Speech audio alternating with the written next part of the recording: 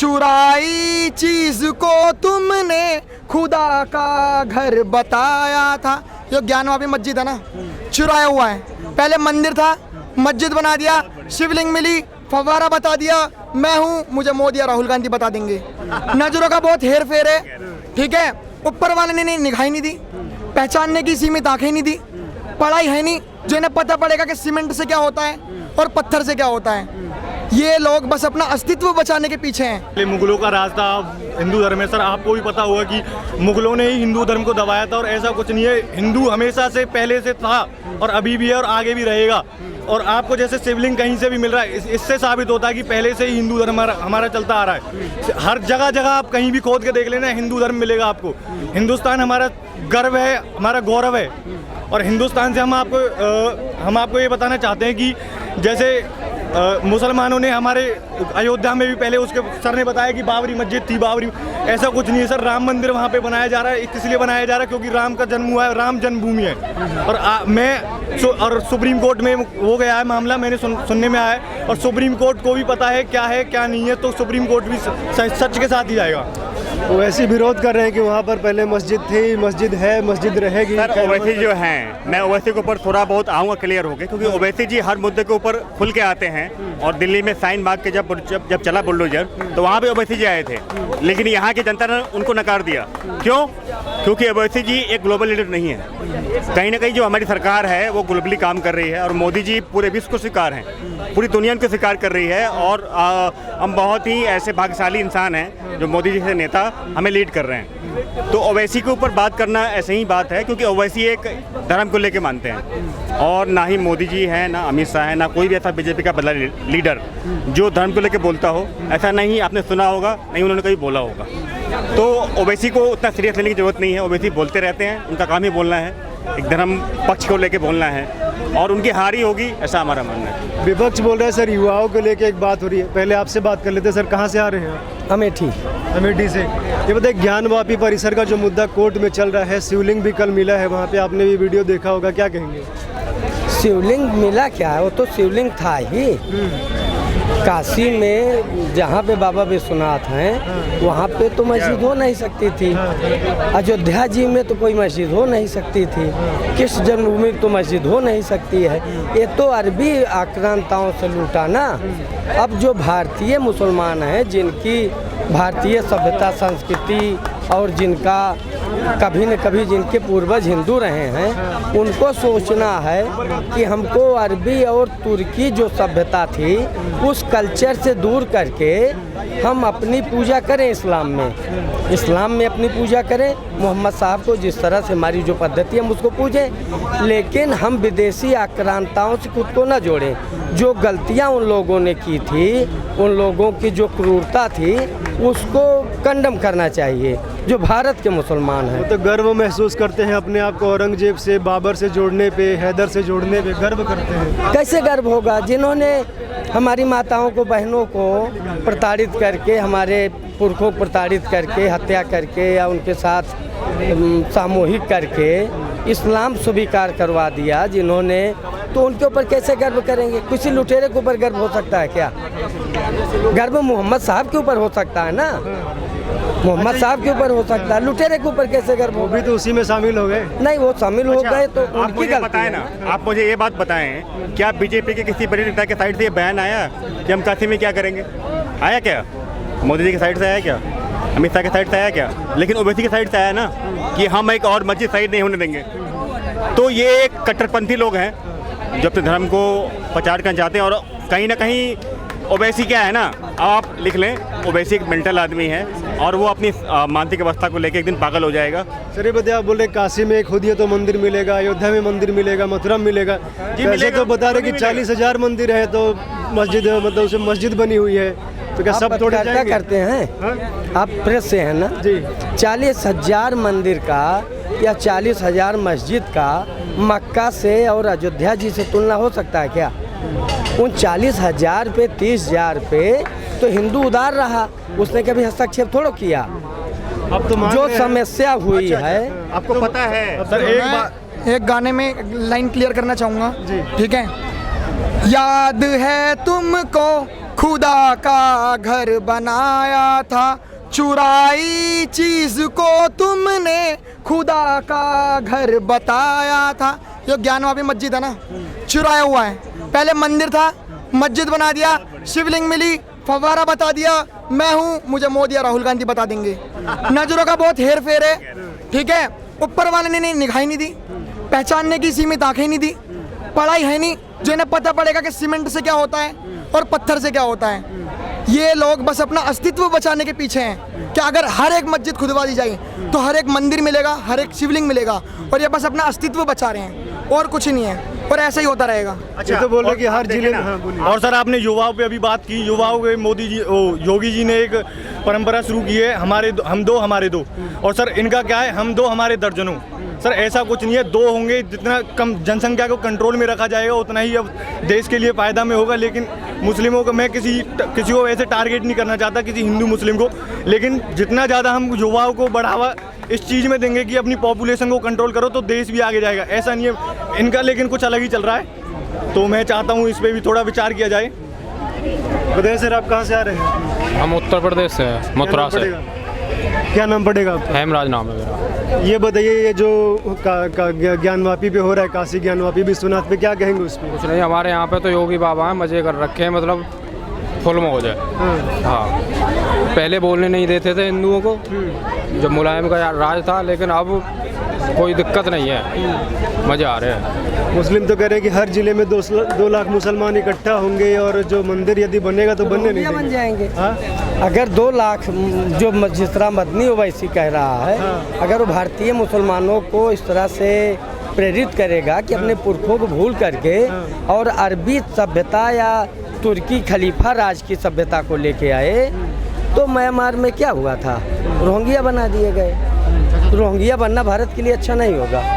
वो स्थिति क्यों पैदा कर दी जाए कि यहाँ की बहुत बड़ी जनसंख्या रोहिंग्या की तरह पूरी दुनिया में भटके और कहीं वो बरसात सहते हुए, समुद्र में डूबते हुए, भूखों मरते हुए, तो रोहिंग्या क्यों बनाना चाहता है? वो तो 2 लाख इकट्ठे हो जाएंगे तो रोहिंग्या हो जाएगा। पश्चिमी उत्तर प्रदेश में ही तो हुआ था 10 जिलों में,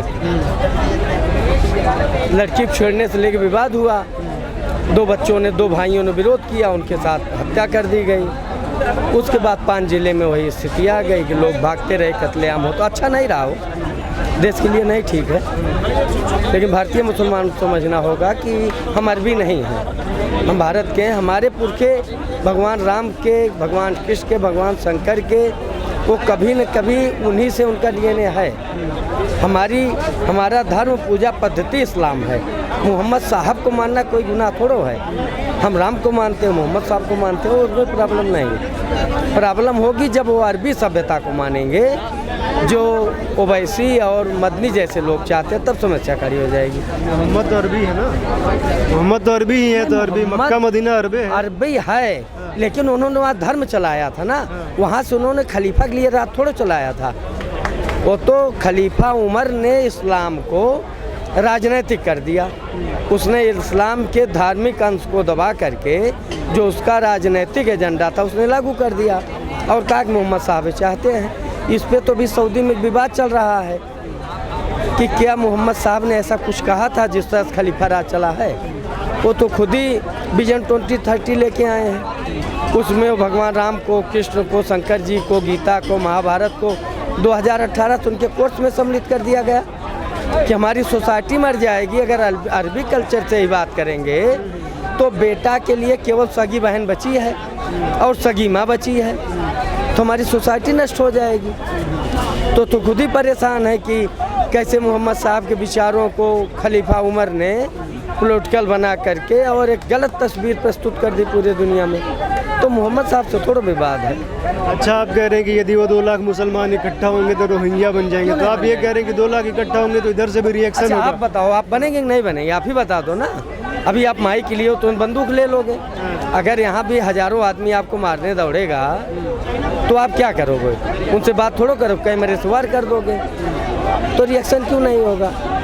लग रहा है कि भारत उस स्थिति में है कि रिएक्शन करे, क्योंकि 47 में भी तो रिएक्शन उतना हुआ नहीं, कश्मीर से भगाई गए उतना रिएक्शन स्थिति हुआ नहीं। दूसरी थी। हाँ। भारत में या पूरी दुनिया में अतीत को खोजने का पुनर्जागरण काल चल रहा है। पूरी दुनिया में लोग अपने अतीत को खोजना चाहते हैं और उस अतीत की खोज में ज़रूरत पड़ेगी तो उसमें ईसाइयत भी दफन हो जाएगी, इस्लाम भी दफन हो जाएगा। तो क्रांति अरब और यूरोप में भी शुरू हुई है।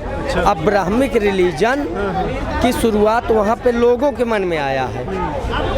आप इराक ईरान जाइए तो वहाँ पे आपको बहुसंख्यक लोग फारस पारसी सभ्यता की बात करेंगे। तो कह रहे हैं कि हम मतलब हमारा तरीका धार्मिक तरीका ही इस्लामिक होगा और मेरा जो नेचर होगा हम पारसी सभ्यता को स्वीकार करेंगे। बहुत बड़ा आंदोलन चल रहा है। अभी वो अंडर करंट है, हो सकता है 20 साल बाद आए, 15 साल बाद उभरे, इससे ज़्यादा टाइम नहीं लगेगा। वो तो अरब और यूरोप अपने अतीत को खोजेगा तो उसमें टर्की और उनका जो वेटिकन है उनका प्रभाव नष्ट होना है।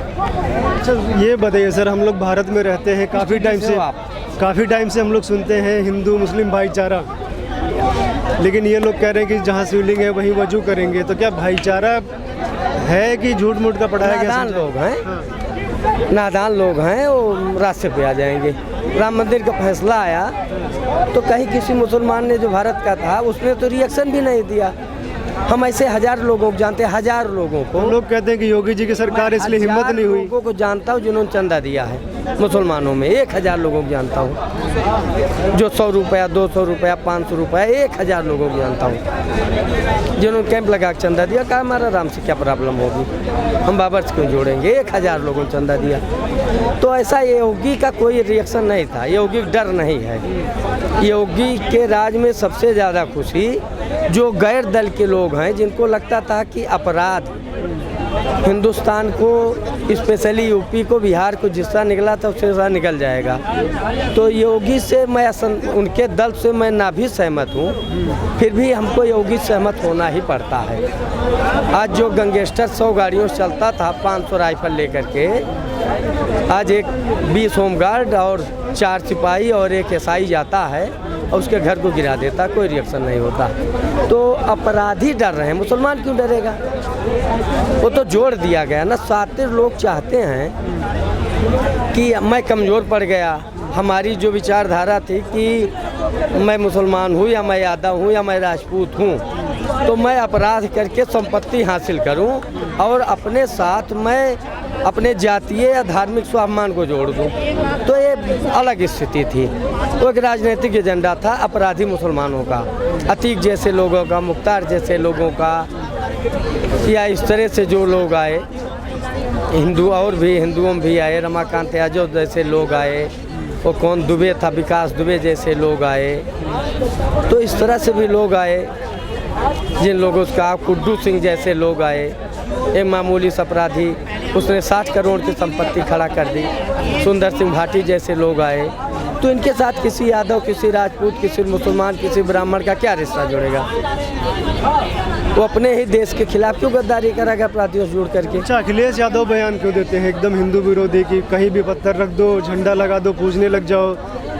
मतलब क्या राजनीति की समझ नहीं है कि जो मुलायम सिंह यादव करते थे वही वो अभी कर रहे हैं। अखिलेश है कौन, वो राजनीति से निकला हुआ है, पूर्व मुख्यमंत्री है। पूर्व मुख्यमंत्री कैसे हो गया, वो तो मुलायम का बेटा है ना।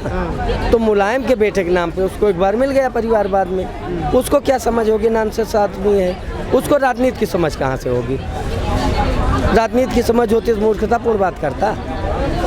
उससे तो अच्छा लालू का बेटा है, वो कभी कभी राजनीति भी कर लेता है और ठीक ठाक करता है। अपने बाप के उस अपराध से अलग वो कभी कभी भ्रष्टाचार को छोड़ दें तो बाकी वो ठीक कर रहा है। अखिलेश से बहुत अच्छा कर रहा है। तो अखिलेश क्या हो, तो ऐसे ही है, मुलायम का बेटा है। इसके अलावा उसकी कोई राजनीतिक पहचान नहीं है। उस पर तो राजनीतिक कमेंट बंद ही हो जाएगा, 2 साल बाद बंद हो जाएगा, इस लोकसभा के बाद बंद हो जाएगा, एक भी सीट नहीं आएगी उसकी।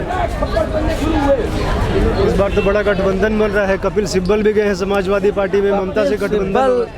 नेता हैं वैसे लोगों खा लेते हैं। उनको ज़रूरत ही राज्यसभा जाने की, वो अखिलेश को क्यों अखिलेश से बात करेंगे? आपको लगता है कपिल सिब्बल जैसा राजनैतिक व्यक्ति और जो टॉप क्लास का लॉयर है सुप्रीम कोर्ट में, तो अखिलेश जैसे लोगों के साथ कोई गठबंधन करेंगे? उनको राज्यसभा जाना था और निर्दलीय राज्यसभा चले गए। उनकी अपनी पहचान है, उनकी अपनी सामाजिक हैसियत है, वो अखिलेश जैसे लोगों के पीछे खड़े होंगे? वो स्वामी प्रसाद मौर्य हैं और राजभर हैं कि अखिलेश के पीछे खड़े हो जाएंगे? अखिलेश को उनसे बात करना होगा कि साहब हम आपसे 10 मिनट मिलेंगे, तो हो सकता है 3 दिन बाद सिब्बल जी उनको समय दें कि अखिलेश मैं बिजी हूँ अभी उस पर आप 5 दिन बाद आइए। राज्यसभा तो अखिलेश के विधायक ही भेजेंगे ना, अखिलेश की पार्टी भेज रही है। तो उससे क्या मतलब होता आजम खान का केस लड़े है? अखिलेश को भी जेल जाने का डर है ना, गोमती रिवर में और भी केसेज हैं आज से अधिक में, तो उन्होंने उनको वो नहीं गए, इन्होंने उनके पैर छू करके कहा कि आप मेरे दल से चले जाओ। सिब्बल जी को इन्होंने प्रेरित किया कि सर हम आपके लिए अपनी सीट देंगे, उन्होंने कहा निर्दलीय होंगे, तो कोई बात नहीं है। तो सिब्बल को पहले ही अपना वकील नियुक्त कर लिए और फीस के नाम पर राज्यसभा दे दिए, तो फीस है ना, उसमें अखिलेश का क्या दबाव होगा सिब्बल के ऊपर?